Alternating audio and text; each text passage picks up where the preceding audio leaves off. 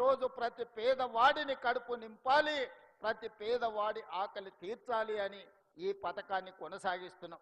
గత ప్రభుత్వంలో మీకు తెలుసు, రేషన్ కార్డు రావాలి అని అంటే ఉన్నోళ్ళు ఎవరన్నా చనిపోవాలి అనే పరిస్థితి ఉండే.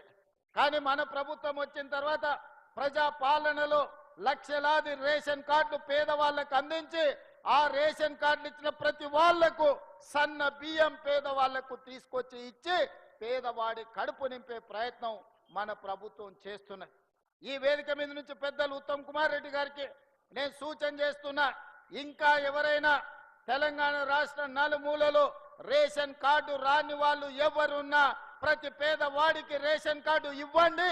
రేషన్ కార్డు ఇచ్చిన ప్రతి వాడికి సన్న బియ్యం ఇవ్వండి. పేదవాడిని ఆకలి తీర్చడమే మన లక్ష్యము. ఇదే నందమూరి తారక రామారావు గారికి ఘనమైన నివాళి అని నేను ఈ సందర్భంగా చెప్తున్నా.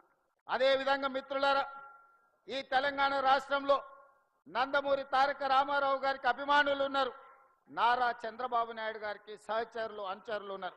వాళ్ళందరికీ నా విజ్ఞప్తి ఒక్కటే, ఈ తెలంగాణ రాష్ట్రంలో తెలుగుదేశం ఉండొద్దని కక్ష గట్టి ఆ పార్టీ నాయకత్వాన్ని దెబ్బతీసిన చంద్రశేఖరరావును బీఆర్ఎస్ ను సమూలంగా 100 మీటర్ల గోతి తీసి పాతి పెట్టినప్పుడే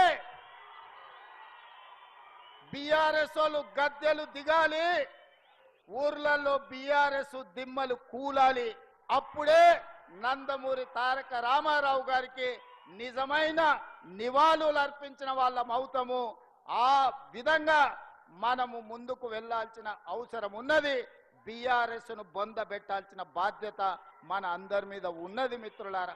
అదేవిధంగా రెండవ